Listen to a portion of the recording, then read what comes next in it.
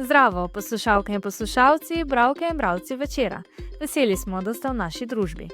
To je Večerje zjutraj, prvi dnevni informativni podcast v Sloveniji, v katerem vam predstavljamo Večerove udarne novice dneva.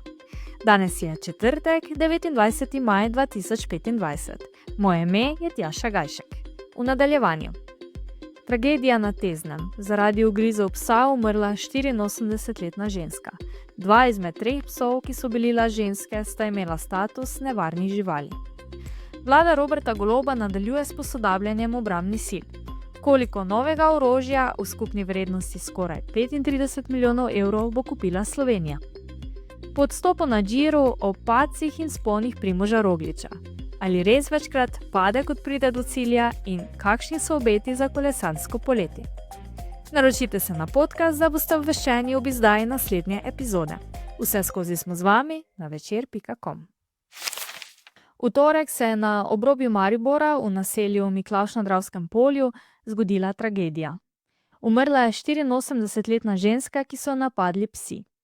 Policija, Mariborski območni urad, Uprave za varno hrano, veterinarstvo in varstvo rastlin ter Mariborska snaga, pod okrilje katere sodi zavetišče za živali, so dan potem pojasnili podrobnosti o dogodku.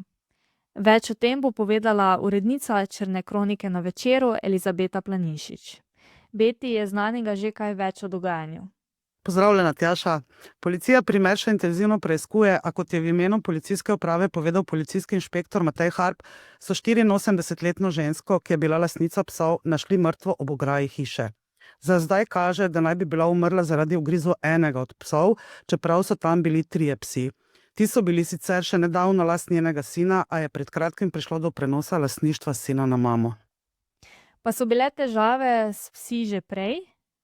Že v preteklosti je policija imela nekaj postopkov s temi psi. Gre za 2 argentinski dogi in enega bull terrierja.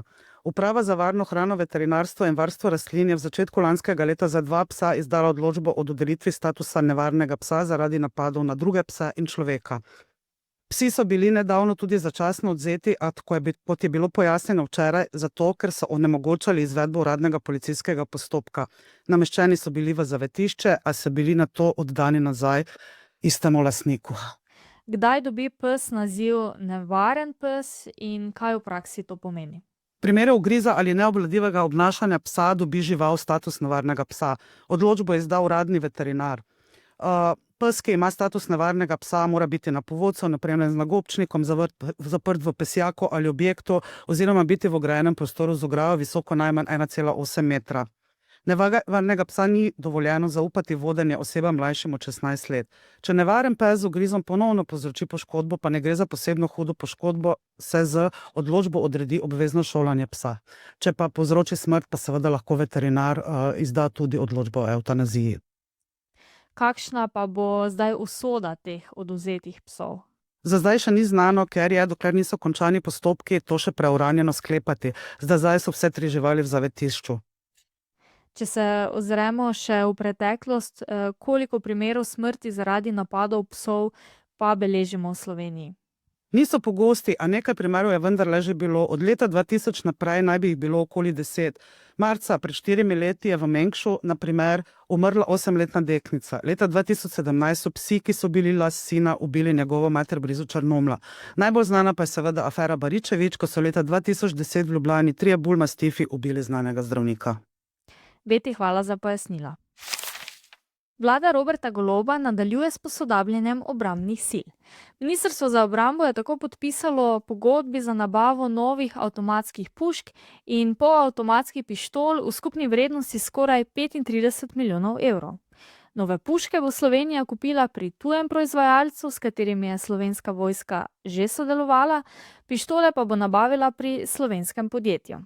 V današnjem Večeru preberite več o podrobnostih novega orožarskega posla, o katerem piše Timotej Milano. Koliko novih pušk in pištol bo kupila Slovenija in kaj vse vključuje ta nakup? Kaj se bo zgodilo s starimi puškami in pištolami, ki jih je Slovenska vojska uporabljala doslej? Po padcu in odstopu Primoža Rogliča z dirke po Italiji je ta izgubila veliko zanimanja slovenskih navijačev. Tako piše v komentarju naš novinar Uroš Gramc. Preveč je pač preveč. Tudi za Primoža Rogliča, nezlomljivega borca, ki ne pozna bolečine in se ne preda. A tokrat je bilo signalov, naj preneha na pretek in na koncu jih je Roglič upošteval. Ko ima vrag mlade, jih ima več, pravijo, se pa pri Zasavcu padci in vzponi dogajajo nadpovprečno v primerjavi z drugimi, zaradi česar se ga je prijel sloves, da večkrat pade, kot pride do cilja. A če mu uspe, zmaga, še piše Gramc. Oboje je res, temu pritrjujejo dejstva, toda zakaj se je spet pripetilo njemu, se novinar sprašuje v Večeru in išče odgovore, kako naprej, tudi za poletje. Obeti so menda svetli. To je bil Večerov dnevni podcast, Večer je zjutraj 29. maja 2025. Z vami sem bila Tjaša Gajšek. Kakovostno novinarstvo lahko podprete, da se naročite na tiskani spletni Večer, postanete naš sledilec in bralec na družbenih omrežjih, naročnik naših podcastov in newsletterjev. Tako boste podprli novinarstvo, ki prinaša avtentične vsebine, ki jih pripravljajo naši novinarji in jih drugje ne boste našli. Želimo, da razumete, kako se vrti svet. Želimo vam odstreti pogled v čas in prostor, v katerem živimo. Veseli bomo vaših komentarjev, pobud in kritik na različnih kanalih. Se beremo in slišimo.